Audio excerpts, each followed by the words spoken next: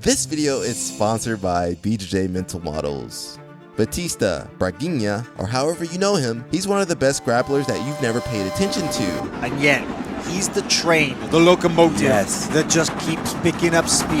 A man of few words, he lets his jiu-jitsu do all the talking for him. And his dominance of the middle heavy and heavyweight divisions has more than shown that. So in this video, I not only want to put a spotlight on Batista's sleeper build of a guard game, but also showcase how he might have created the perfect passing system. For being such a stocky grappler, it's hard to picture someone like Batista having a good guard. See, boom, there he goes.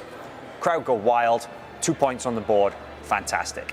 But he completely shatters the mold. In fact, he pulls guard in the majority of his matches, where he's well versed in the pant leg de la Hiva, the single leg X, and the lasso spider. I swear, Batista's guard is so broken because out of all the techniques in jiu-jitsu, he might have the best scissor sweep in the world. Oh, nice sweep there from Batista. You wouldn't expect at black belt, you know, it's the move you learn in beginner's class that you don't ever use, but it's something Batista hits on the best guys in the world. So when he goes to pull, think like you're gonna get like a knee shield.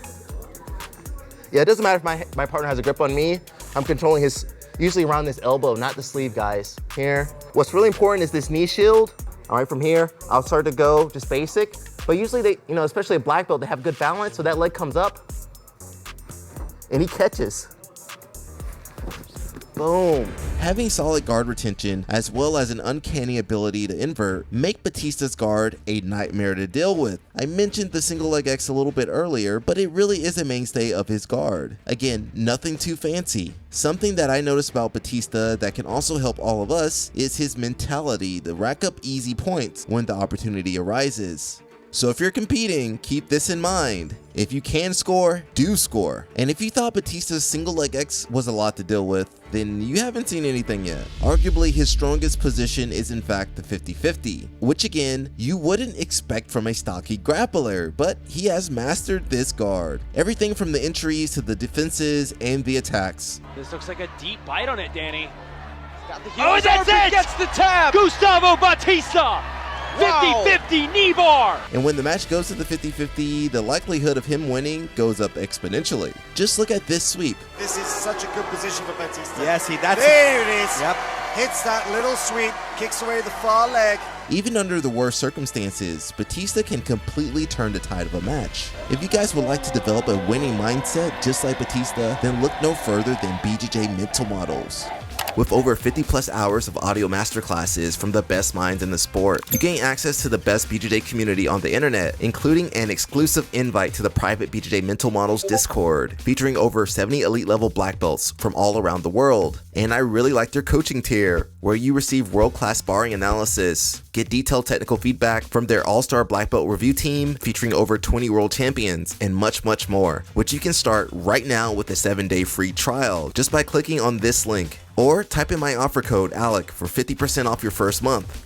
What are you guys waiting on? Go check out BJJ Mental Models. And remember, offer code ALEC. Before we start breaking down Batista's passing, it's important that we mention the influences on his style, with a special focus on Batista's previous coach and legend of the sport, Leandro Lo. Taking Batista from the color belts up to black belt, Lo's influence is undoubtable. Next is no surprise if you clicked on this video, none other than Lucas Lepri, especially when it comes to deconstructing the single leg X. And the last influence is actually one that we've covered in a previous video, whom I couldn't help thinking about every time I saw Batista passing, the trendsetter, Romulo Barral. And while Batista has drawn a lot of inspiration from these athletes, don't get it twisted, he has made their passing his own. I like that. I got a little teleprompter reading over here. If you guys are enjoying this video so far, be sure to check out Inverted Gear for all your training needs. Join the Panda Nation today. Mastering the 50-50 means not only is Batista a threat on bottom, but his understanding of the position on top is unmatched. Strategically, moving to the 50-50 after securing a points lead, Batista can park himself here with what I like to call his camping system. So from here, he goes near side hand, goes to the hip, and then other hand goes to the floor for posting. From here, if Evan tries to move around, it's rough. The big thing I want you to focus on is how Batista positions his hips and his legs. Watch closely. Braguinha with that grip on the pants. Basing out on his left hand. Gustavo's a very, very difficult athlete to sweep. Did you notice anything? I think now is a really good time to bring up one of the unique features that Batista has that he was just born with. So it doesn't really help us, but it's important to note. Look at that wacky knee position that he has. Yeah. You know, that's definitely not fun. And it's that Batista possesses an absurd amount of internal hip rotation, which is the ability to bring his knee in towards his body.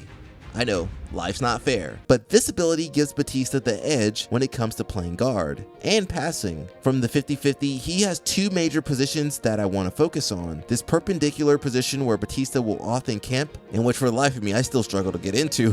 Batista, he can move his hips so that his knee goes down. My knee, I can't even flex my knee down, but his knee will be touching the mat.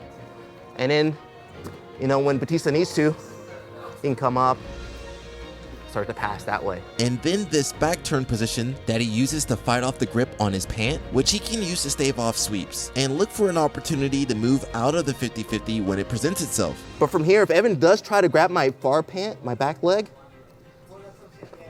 yeah, something Batista does, I'm not good at, but he starts to kind of bring his hips in and he turns into like this runner stretch, but he can start to like fight this grip.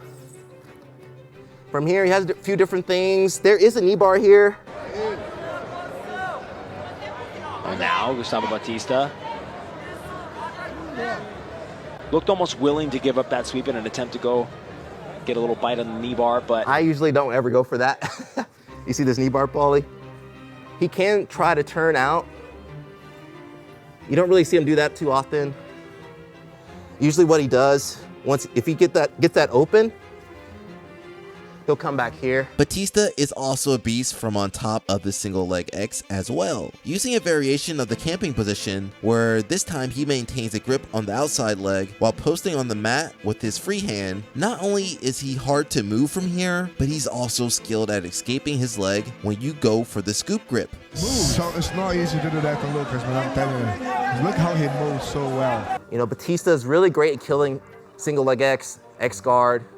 We see the influence from Lucas Lepre a lot of times here. And he does a little bit different than what I like to do. I'm usually like trying to clear this, keep my hips down. But something Batista does, pretty ingenious actually, he starts controlling the outside of the top leg here. He controls this, and other hand goes to the mat.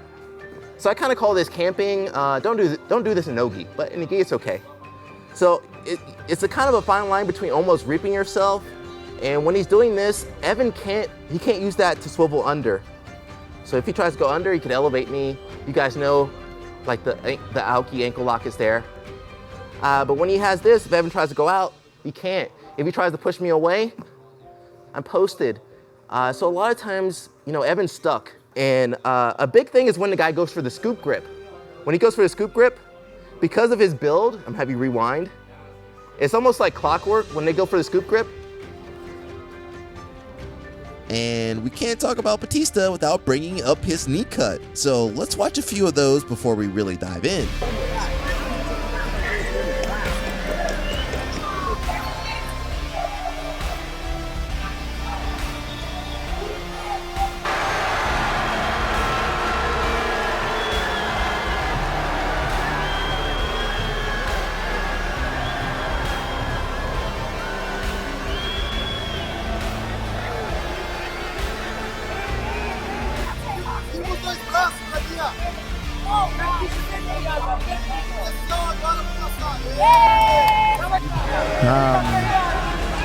But I'm married to Batista. He got the opportunity, took it with everything. He's putting that knee already on the floor, which is going to make a little difficulty for Lucas. You know, he's holding that hand around the butt. It's very important, especially when you have the underhook. Lucas has the right underhook, and that left hand hooking on the butt makes the whole body of Batista stay glued to Lucas' body, and you cannot detach from him. Because by intending to put the right hand underneath by Lucas, you intend to take him out of you, push him away from you. And then when you anchor that hand over there, makes everything hard, and the pressure on the shoulder there, you can see it's really hard. Here we go. Exactly, you know, this is exactly what Lucas does to others.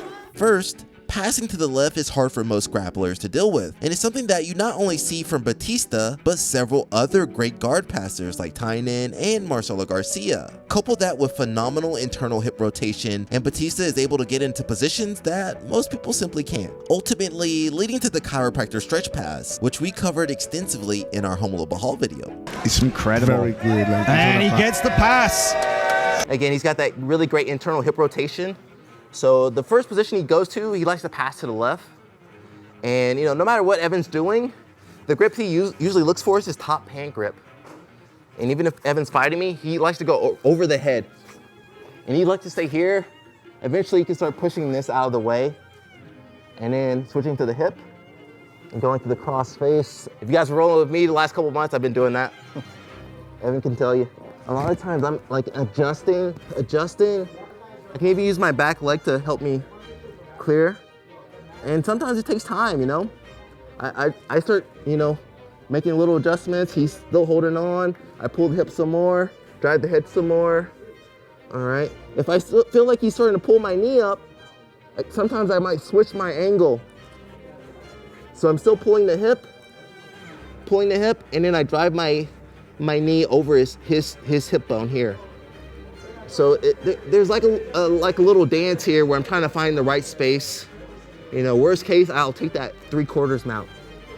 Either way, it's over at that point. This is textbook. This is a perfect view of it as well. Look at that. The way that, like I said earlier with that sweep, the hard work is done way before in setting those grips and getting the posture right.